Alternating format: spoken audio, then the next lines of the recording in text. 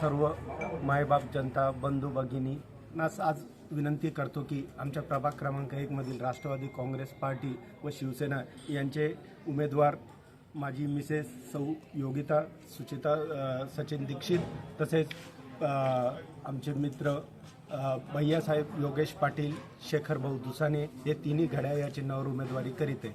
हे उमेदवारी माझ्या सोबतचे माझे प्रतिस्पर्धी जे उमेदवार आहेत त्यांना 3 अपत्याची आम्ही हरकत घेतलेली असताना पण व कायद्याच्या बंधनात तसे नियम 2001 नंतर 3रं अपत्य राहिल्यास सदर उमेदवार हा अपात्र असण्याची अपात्र होतो।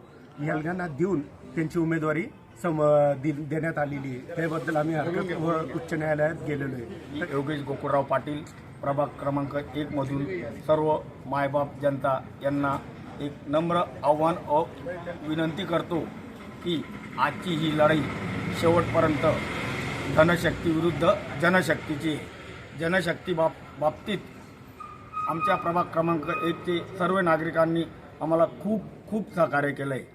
तरी असंच सहकार्य येणाऱ्या 15 तारखेपर्यंत त्यांनी आमच्यावर प्रेम दाखवावं आणि आम्हाला विकास करण्यासाठी प्रभागातल्या रखडलेल्या कामांसाठी अमोल मत आमच्या घड्याळ या चिन्हाला 3 उमेदवारांना देऊन आम्हाला आपलं काम करण्याची संधी द्यावं एवढीच नम्र विनंती।